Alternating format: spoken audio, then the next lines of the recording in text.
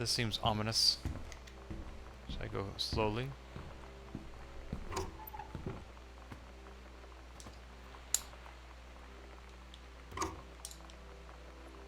Glad there's ample lighting where I need it.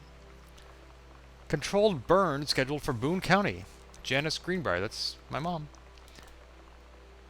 In addition to removing dead and overgrown vegetation that can lead to wildfires in drier months, the operation will serve as a valuable training tool for the forestry and firefighting personnel involved, said senior conservationist Janice Greenbrier. Even highlighted her name. More playing cards. We're at the gambling household, I take it. I need more art in my house. I also need to find a light switch. There it is.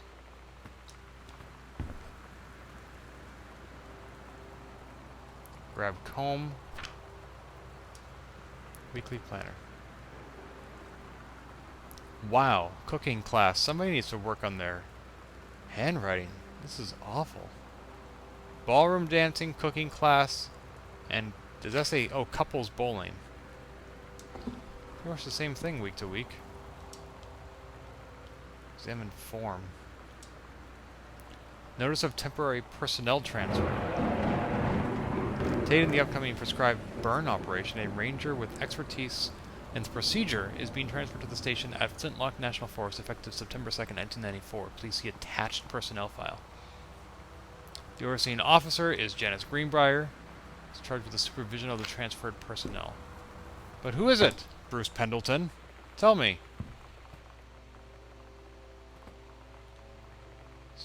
What is that? Oh, it's a heating vent. Is that another deck of cards? Cigarette case? Oh, Bratmobile? It's not just a... Did I just look inside it? What's going on here? This is weird. Oh. Oh, not a cigarette it's weird case. It's hanging out with girls. Cassette case. Daniel was around ever since I was little, and other girls? I don't know. But being around Lonnie is like instantly just right. I gave her the grand Psycho House tour and took my revenge on Super Nintendo. And it was like, I don't know, I finally found someone I feel normal around. I drove her home and she gave me this tape and said, "You have got to listen to this." I haven't stopped playing it since.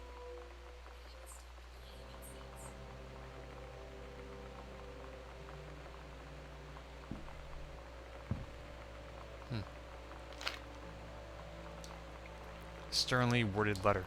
To whom it may concern, I, Samantha Greenbrier, am 17 years old and am therefore an independent, fully functional human being. Not while you're under my roof. The fact that you still forbid me from going into the city on my own is frankly absurd. Compare with Katie, who's only 3 years older than me, and yet you allowed her to go all the way across an ocean to another continent on her own. I just want... Oh, so I'm still in college? I just want to spend an evening in a normal, totally safe city on my own like a human being, and since you may also remember that I have my own car, you can't really stop me. Warmest regards, your daughter, Samantha. Sam, stop leaving every damn light on in the house. You're as bad as your sister. Daniel called again. He wants his Nintendo game back. Daniel called. Wow. This must be her room and it's not locked? This seems like it might be a very revelatory room for the plot. Surprised it would be so accessible.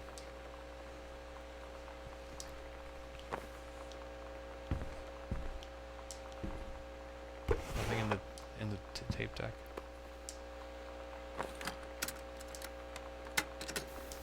There we go. We're so cool, yeah, yeah. Yeah, we're so cool, cool. We're so cool, yeah, yeah. Fuck you too, cool schmuck. Oh, I thought that was Sam. I don't wanna sit around and talk about your wife, work us good all day. I don't wanna wonder if you're gonna say hello. I don't wanna wonder Oh, if good you're use of gonna stereo walk sound away. effects. I don't wanna hear how many friends you have. I don't have Okay, so that's where the Super Nintendo was. Oh, there's a game for it. Adventurous the Cat Returns. I don't think that's a thing.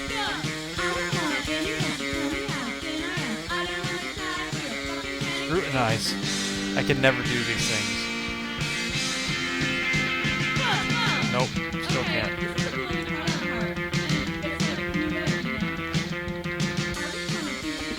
Nope. Utterly meaningless. What's that, another game? Journey of Crystal? Something like that. This one in the back, that looks like Donkey Kong Country. Super Spitfire! Big Street Racer. Oh, no. No! I don't want to get stuck staring at this thing. I'll never escape. Okay, I'm done with this tape. That's Bratmobile again? Ugh. No wonder I went to Europe.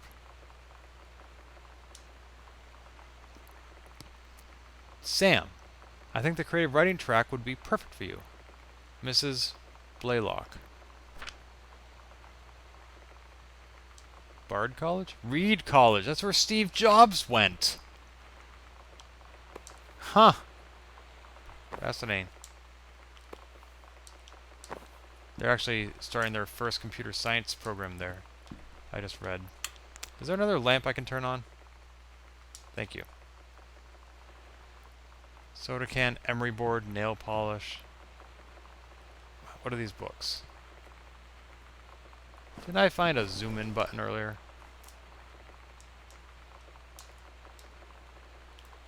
There we go. The Virginian, Frankenstein, Kafka, yep, okay. Pretty standard stuff. Another tissue box. Hairbrush. Is that a sock? Yes, but I can't do anything about it. Oh, more crumpled paper. Let's read the crumpled paper. Mr. Blenchley observed Miss DeSoto wearing a T-shirt with an unacceptable image on the front, a large beer can labeled Pef's Blue Ribbon. Miss DeSoto was sent to the guidance counselor's office. Oh, that's me. Given the option to turn her shirt inside out, change into a shirt from her gym locker, or be suspended for the rest of the day. She chose suspension. Her father was called, but there was no answer machine. Miss DeSoto must return this form tomorrow, signed by her father. Student signature, Lonnie? Oh, that's not me. That's right, that's not my sister. That's the Street Fighter girl at 7-Eleven. Lonnie DeSoto. That's who that girl in the military uniform was. That's not my sister. No. Yes. Exclusive AIDS in Africa? I wish it were exclusive. Steggy? Stelly? Can't remember its name. It's... Aw, it's Steggy. It says it right there. It's Steggy. See? I want to believe, X-Files. Can I open this? Another combination? How am I supposed to get all the combinations for this thing? That's 2 combinations now that I've come across. Or combination locks, and I don't know the combinations.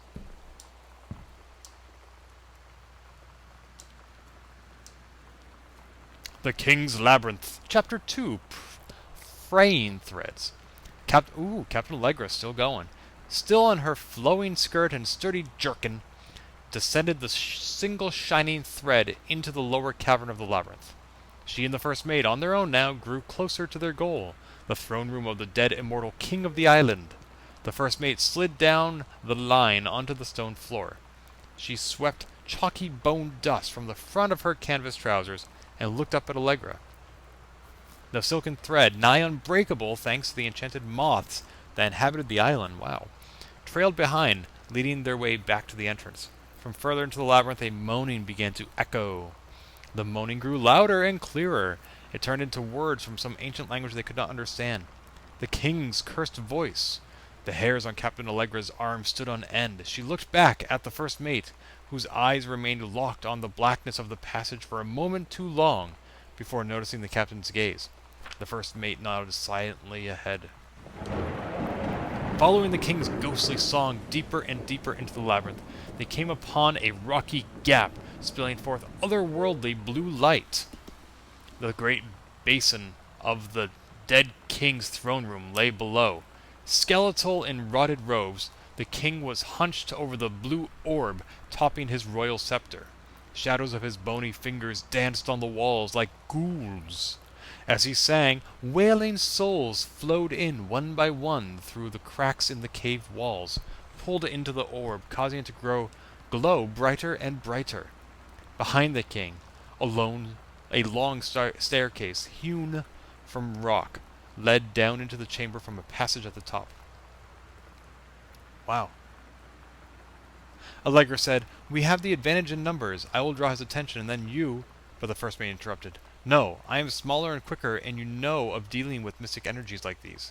I will circle to the other side, get the king's attention, and lead him on a merry chase." She held up the silk line, all traced by this invincible thread, of course. Allegra said, "It is a good plan, but perhaps we should go together." The first mate shook his head. "You know this is our best chance. Don't be afraid for me." They squeezed hands and exchanged 3 tight squeezes. They grasped hands, their palms growing warm. The first mate tied the shining thread to the belt of her trousers, gave a quick salute and a wink, and dashed off. Allegra waited, staring vigilantly across at the top of the stairs where the first mate was to appear. The king continued his wait. No, no! The singing stopped! The king turned and began walking up the stairs. Allegra wanted to call out, to do anything to stop the first mate from running headfirst into danger. She tried tugging on the line to signal her. No use. The king was nearly at the top of the stairs when the first mate burst through the passageway. She skidded to a stop. Even from across the yawning basin, Allegra could see the first mate's eyes grow wide. She turned and ran. Summoning his undead power, the king left the ground, levitating, gliding behind her with distressing speed. From some dank passage much too far away, Allegra heard the first mate scream. She was already running toward the sound. The line in Allegra's hand went taut, then shuddered. It fell slack to the stone floor.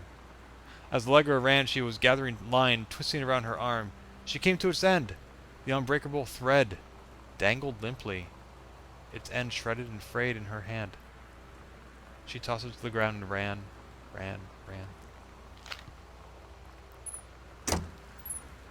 Unbreakable thread.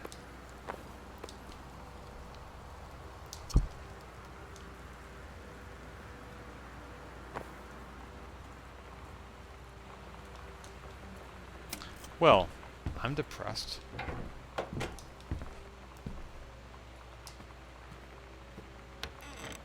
Still don't know the combinations of that lock.